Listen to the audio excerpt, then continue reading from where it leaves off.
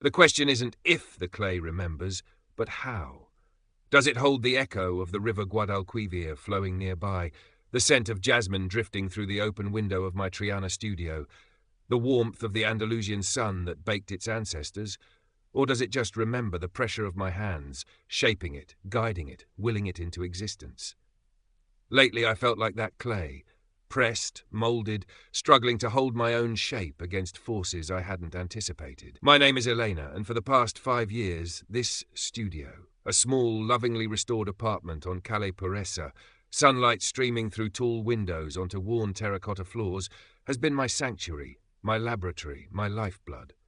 At 32, I wasn't wealthy in the way stockbrokers or property developers were, but I was rich in a way that mattered more to me. My ceramic art, once a hesitant dream whispered over cheap tostadas during lean student years, now supported me. My pieces, inspired by the intricate azulejos and the raw earthiness of Andalusia, were gaining recognition, finding homes in galleries and private collections. This space, every cracked tile and paint smudge, was a testament to solitary effort, late nights fueled by coffee and sheer will and the quiet joy of creation. It was mine, wholly and unequivocally. And then there was Matteo. Matteo with his easy smile, his neat charm honed by years managing tours for sun-seeking foreigners, his apparent appreciation for my slightly chaotic, clay-dusted existence. He was 34, handsome in that classic Sevillano way, and for 2 years he'd fit into my life with surprising ease. He didn't seem to mind the clay under my fingernails or the kiln firing late into the night. He celebrated my small successes, brought churros on Sunday mornings, and held my hand walking along the river, pointing out constellations. We got engaged 6 weeks ago, simple gold bands chosen together, plans for a small wedding next spring taking shape over shared plates of jamón and glasses of manzanilla. His parents, Isabel and Ricardo, seemed kind enough, traditional, perhaps, proud of their son, slightly bewildered by my chosen profession but polite. Life felt balanced, like a perfectly thrown pot, centered and stable. The phone call shattered that balance like a dropped vase. It wasn't Matteo's usual cheerful greeting. His voice was tight, choked. "Elena, it's Papa, Ricardo." There had been a stroke, massive and sudden. He was in the hospital, Virgen del Rocío, the prognosis uncertain, the future terrifyingly blank. I dropped the bowl I was glazing, a deep cobalt blue meant to evoke the twilight sky over Seville, and rushed to his side, the shards crunching underfoot, forgotten. The initial days were a blur of hushed hospital corridors, the antiseptic smell mingling with Isabel's faint rosewater perfume, Matteo's face pale and drawn. Ricardo was stable, but severely impaired. The doctors spoke of long-term care, intensive rehabilitation, costs that spiraled dizzyingly beyond the scope of Spain's public health system for the specific, ongoing therapies they recommended. Their modest savings, carefully accumulated from their small ceramics shop, a traditional place selling tourist trinkets, nothing like my studio, wouldn't even touch the sides. My immediate reaction was empathy, pure and simple. This was Matteo's father, the man who'd taught him to ride a bike, who beamed with pride at our engagement dinner. I offered what I could, a few €1,000 pulled from my business account, intended for a new, more efficient kiln. "It's not much," I murmured, pressing the envelope into Matteo's hand outside the ICU, "but please, use it for whatever is needed right now." He hugged me tightly, his relief palpable. Isabel clutched my arm, tears welling in her dark eyes. "Gracias, Elena. Eres un ángel." "You're an angel." For a fleeting moment, offering that support felt right, like reinforcing the structure of the family we were about to formally join. We were a team, facing this together. That's what partners did. But the initial wave of gratitude ebbed quickly, replaced by the relentless tide of the crisis. Weeks turned into a month. Ricardo's condition remained static, the need for expensive private physiotherapy and potential home modifications becoming starkly real. Matteo grew quieter, his easy charm replaced by a perpetual frown etched between his brows. He spent hours on the phone, poring over bank statements, his shoulders slumped in defeat. The family shop, neglected during the emergency, saw dwindling custom. Panic began to set in, a cold counterpoint to Seville's humid summer air. And Isabel started talking. Not directly to me, not at first. It was more like thinking aloud, sighs punctuating her sentences during tense visits where the aroma of simmering puchero couldn't mask the anxiety. Ay, if only we had a little more cushion. This beautiful apartment of yours, Elena, such a good investment you made. Or that exhibition you mentioned, the one in Madrid, such beautiful pieces, they must be worth a small fortune. Her gaze would drift around my studio, lingering on finished sculptures awaiting shipment, on the stacks of imported glaze materials. It felt less like admiration, more like appraisal. I tried to brush it off. She was distraught, worried sick. People said things they didn't mean under duress. But the comments became more frequent, less veiled. Matteo, initially protective, started letting them slide. Then he began to echo them, subtly at first. Elena, maybe that new kiln isn't essential right now. We need to think about priorities. Priorities. Suddenly, my business priorities, the culmination of years of planning and sacrifice, felt secondary to his family's emergency. A chill snaked down my spine. Was my hard-won stability now seen as a communal resource pool tapped at will? The first real argument flared up over dinner at a small tapas bar near the cathedral, the Giralda bell tower softly illuminated against the indigo sky. Matteo had been distant all evening. Finally he put down his fork. Mama was thinking, maybe you could take out a small loan against the studio, just until we get back on our feet. I stared at him, the patatas bravas suddenly tasteless in my mouth. A loan? Matteo, I just paid off the last of the renovation costs. Taking on more debt right now, especially with the uncertainty. Uncertainty? He snapped, his voice rising slightly. My father might never walk properly again. My family could lose their home. And you're worried about uncertainty for your pottery? It's not just pottery, Matteo. It's my livelihood. It's the roof over my head. And yes, taking out a loan against my only major asset creates uncertainty for me. Why aren't we talking about other options? Can your family apply for assistance? What about your sister in Barcelona? Can she help? He waved a dismissive hand. Papa is too proud for government handouts. And Maria has her own family, her own mortgage. It's different. How is it different? I pressed, keeping my voice low but firm. Why does the responsibility automatically fall on me, on my assets? Because we're getting married, Elena, he hissed, leaning across the small table. We're supposed to be a family, a partnership. Doesn't that mean supporting each other? Support, yes. But partnership means making decisions together, respecting each other's situations. It doesn't mean one person is expected to sacrifice everything while their concerns are dismissed. What you're suggesting feels less like partnership and more like absorption. He recoiled as if I'd slapped him. Absorption? How can you say that, after everything Mama and Papa have done for me? His loyalty, admirable in theory, felt like a weapon turned against me. The argument ended there, unresolved, a cold silence stretching between us on the walk back through the lamp-lit streets of Santa Cruz. The scent of orange blossoms, usually intoxicating, felt cloying, heavy with unspoken resentment. The following Sunday lunch at Matteo's parents' apartment, a traditional place filled with dark wood furniture and fading photographs, felt like walking into an ambush. The air was thick with forced pleasantries. Ricardo sat propped up in a chair, his face slack on one side, his eyes filled with a frustration that mirrored my own.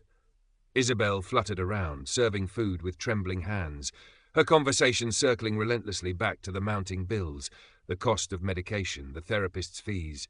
Matteo sat beside me, tense and silent. I tried to steer the conversation towards practicalities. Had they spoken to a social worker? Investigated payment plans? My suggestions were met with vague nods and swift subject changes. Then, as Isabel cleared the plates, she paused behind my chair, placing a hand briefly on my shoulder. Her touch felt heavy, proprietary. "Elena, dear," she began, her voice soft but carrying an undeniable weight. "We were talking. Matteo and Ricardo agrees." She glanced towards her husband, who made a small, indistinct sound. "This apartment of yours, the studio, it's lovely, of course. But you're young. You have your talent. You could always rebuild. Family is irreplaceable." My blood ran cold. I knew what was coming. "We thought," she continued, her gaze fixed on a point just past my ear, "perhaps you could consider putting the apartment up as collateral for a proper loan. A significant one. Enough to cover everything. Give Ricardo the best chance. Secure the shop. It would be a true gesture of family, of your commitment to Matteo, to us. Silence descended on the room, broken only by the distant chime of a church bell. I looked at Matteo. His eyes wouldn't meet mine. He was studying the pattern on the tablecloth with intense concentration. He knew about this. They had discussed it. They had decided, without me, how my life's work, my sanctuary, my home, should be leveraged for their crisis. I felt a profound sense of alienation, as if the ground had shifted beneath me. They didn't see me as Elena, the artist, the future wife, the partner. They saw me as a resource, a solution, a walking, breathing asset to be utilized. The carefully constructed image of our shared future crumbled. I need to think, I managed, my voice barely a whisper. I stood up, mumbled an excuse about needing air, and practically fled the apartment, ignoring Isabel's wounded expression and Matteo's hesitant call of my name. I walked blindly through the familiar streets, the vibrant colours of Triana seeming garish and mocking. My independence, the very thing Matteo had claimed to admire, was now the thing they expected me to sacrifice on the altar of his family's need. And he, the man I loved, had stood by and let it happen. Matteo didn't come to the studio that evening. He didn't call until the next day. His voice was strained, attempting normalcy. "Elena, are you okay? You left so suddenly yesterday." "Did you expect me to stay, Matteo?" I asked, my voice flat. I was sitting at my wheel, a lump of grey clay spinning uselessly between my hands. "After that conversation? Look, I know it sounded abrupt. Mama is just desperate. We all are. Desperate doesn't excuse demanding someone mortgage their home, Matteo, especially not without even discussing it with them first. That wasn't a request. It felt like a decision already made for me." "It wasn't like that," he insisted, but his tone lacked conviction. "We were just exploring options. Exploring options that involve sacrificing my entire financial security, my home, my workspace." I stopped the wheel, the silence amplifying the tension. "Did you defend me, Matteo? Did you tell your mother that it was an unreasonable thing to even suggest?" A pause. Then, defensively, "What was I supposed to say? She's my mother. My father is ill. You have this asset. We don't. It seems logical. Logical." I felt a surge of cold anger. "Logical to you, perhaps. To me, it feels like you see me, my work, my life, as collateral damage in your family's crisis. What happened to partnership, Matteo? Where is the we in this? It feels like you and your family expecting me to fix it." "That's unfair, Elena. I love you. But family comes first. You have to understand that." "I understand family," I said quietly, the fight draining out of me, replaced by a heavy sadness. "I also understand respect and boundaries and partnership. And I don't think we share the same understanding of those things anymore, Matteo. Maybe we never did." "What are you saying?" His voice was sharp now, laced with panic. "I'm saying I can't do this. I can't enter a marriage where my autonomy is seen as negotiable, where my life's work is considered a communal safety net before we've even signed the papers. I can't marry a man who won't stand with me, who won't protect our shared future, even from his own family's desperation." He came to the studio that evening. He didn't knock politely. He pounded on the heavy wooden door, his silhouette framed against the fading light in the alley. When I opened it, his face was a mask of desperation and anger. "You can't be serious, Elena," he burst out, stepping inside without waiting for an invitation, invading my space. "You're throwing away 2 years? Our future? Because of this? Because my family needs help?" "I'm not throwing it away because your family needs help, Matteo," I said, standing my ground near the doorway, the familiar scent of damp clay suddenly feeling like armor. "I'm ending this because the way help is being demanded, and your complicity in it, shows me we are fundamentally incompatible." "Incompatible? We love each other." "Love isn't enough." The words tore out of me, raw and painful. "Love doesn't work without respect. Without seeing your partner as an equal, not just an extension of your own needs or a solution to your problems. You and your mother decided what I should sacrifice without even consulting me. You expect me to put my entire life, everything I've built from nothing, on the line, and you call me selfish when I hesitate?" "Selfish? Yes, maybe it is selfish," he retorted, his voice rising. "My father could be crippled for life. My mother is beside herself, and you're clinging to your precious studio, your independence. Is your pottery more important than my father's health, than my family not losing everything?" He threw his hands up, pacing the small, clear space between my work tables. "Stop it, Matteo." My voice was dangerously quiet now. The anger had cooled into a hard, sorrowful clarity. "Don't twist this. This isn't about choosing pottery over your father. This is about choosing not to enter a marriage based on expectation and entitlement, even entitlement born of desperation. This is about recognizing that you, under pressure, will prioritize your family's demands over our partnership, over respecting my boundaries. That's not a foundation I can build a life on."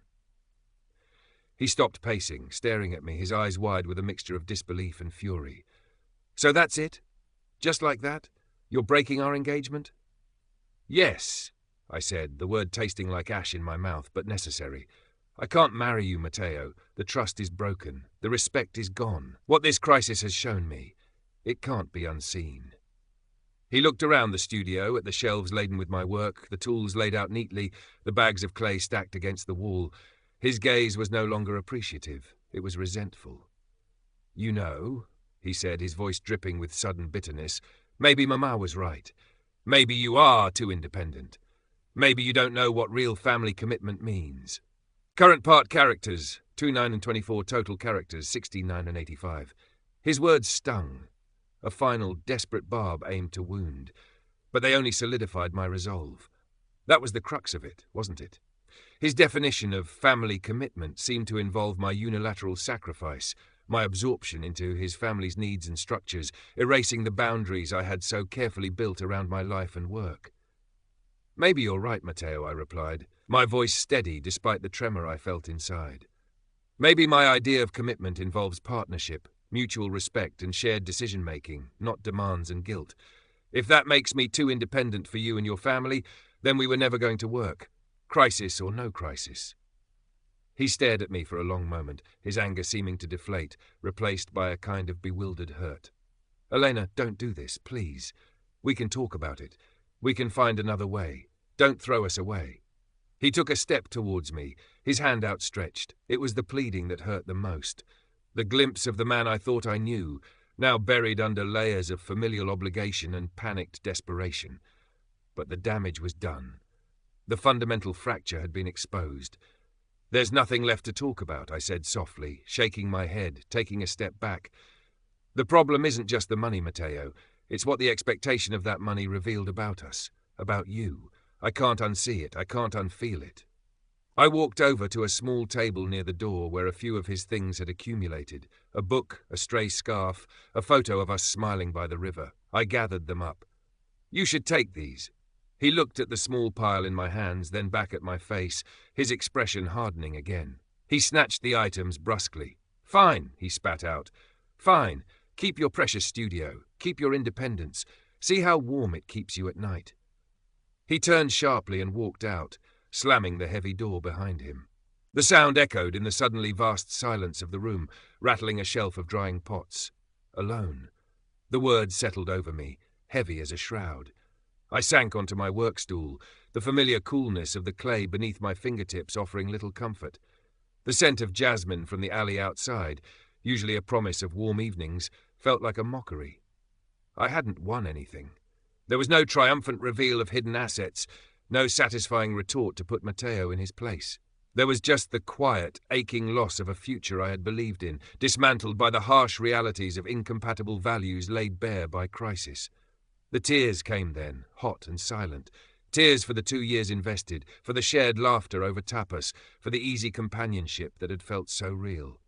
Tears for Matteo, trapped between love and loyalty, making choices that ultimately cost him our relationship. Tears for his family, facing a genuine hardship, even though their way of handling it had pushed me away. Tears for myself, for the lonely path ahead, even as I knew, deep in my bones, that I had made the only choice I could live with. Breaking the engagement hurt, a sharp, clean break, but marrying into that dynamic, sacrificing my core self, would have been a slow, grinding erosion, a death by 1,000 compromises. I sat there for a long time, watching the light fade outside, the shadows lengthening across the studio floor, enveloping the shapes of pots waiting to be fired. The silence wasn't peaceful. It was heavy with unspoken words, with the ghosts of plans unfulfilled. The engagement ring felt suddenly foreign on my finger, a circle promising a unity that no longer existed. With trembling fingers, I slid it off and placed it gently on the workbench. Days bled into weeks. Matteo didn't call again. Neither did Isabel. News filtered through mutual acquaintances. Ricardo was home, the recovery slow, the financial strain immense. They had apparently secured a smaller loan, though the details were vague. I felt a pang of detached sorrow for them, but no regret for my decision. My friend Sophia, another artist with a studio nearby, listened patiently over strong coffee, her practical nature a welcome anchor. "You did the right thing, Elena," she stated simply, squeezing my hand. Love shouldn't require setting yourself on fire to keep someone else warm, especially when they hand you the matches. I threw myself into my work with a ferocity born of grief and necessity. The kiln roared late into the nights, the heat a physical manifestation of the turmoil inside me. I shaped clay, glazed surfaces, loaded shelves, the familiar rhythm a balm to my frayed nerves. My hands remembered the movements even when my mind felt numb. The studio, which had briefly felt like the source of the conflict, reasserted itself as my sanctuary, my place of strength. It hadn't betrayed me. It was the solid ground beneath my feet. One afternoon, while packing pieces for the delayed Madrid exhibition, I found the photo Matteo had left behind, us by the Guadalquivir, squinting into the sun, happy. A wave of sadness washed over me, sharp and unexpected. I allowed myself the moment, the memory of what was good, before tucking the photo away in a box labelled past. It wasn't about erasing him, but about acknowledging that chapter was closed. The Madrid exhibition was a modest success. Selling several key pieces eased the financial dent left by my earlier gift to Matteo's family and covered the costs of participation. More importantly, it reaffirmed my path. Standing in the brightly lit gallery, seeing my work displayed, talking to people who connected with the forms and textures I had created, felt like coming home to myself. This was who I was. An artist, an independent woman who had built a life on her own terms. Seville settled into autumn. The fierce heat mellowed. The scent of roasted chestnuts replaced jasmine in the evening air. Life found a new rhythm, quieter perhaps, more solitary, but undeniably mine. I reopened communication channels I'd muted in distress, reconnected with friends, took long walks along the river, sketching ideas in my notebook. One crisp November evening, I saw Matteo across the Plaza de Sá de San Lorenzo. He was with his mother, pushing his father in a wheelchair. Ricardo looked frail but alert. Isabel saw me first. Her expression flickered. Surprise, resentment, perhaps a trace of guilt, before settling into a mask of cool indifference. Matteo's gaze followed hers. Our eyes met for a brief, uncomfortable moment. There was no anger in his look now, just a deep, weary sadness that mirrored my own. He gave a curt, almost imperceptible nod, then turned away, focusing on navigating the wheelchair over the cobblestones. That brief encounter confirmed it. There were no villains in this story, not really. Just flawed people caught in a perfect storm of crisis, tradition, and misaligned expectations.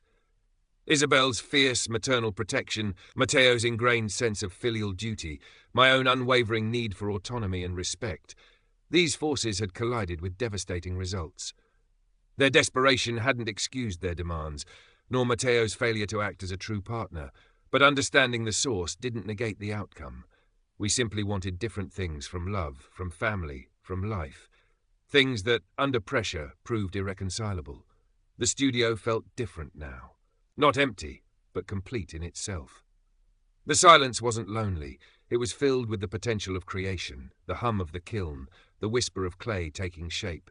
My independence wasn't a shield. It was the foundation upon which I stood. Losing Matteo hurt, yes. The ghost of the future we might have had would likely linger for a while. But the integrity I had preserved, the self-respect I had refused to compromise, felt solid and enduring. I picked up a fresh ball of clay, its coolness familiar and grounding. My hands began the rhythmic work of centering it on the wheel. Wedge, press, cone, dome. The movements were automatic, ingrained, a meditation in motion. The clay yielded, found its balance. As my fingers gently shaped the rising walls, I thought about the pressure, the forces that mould us.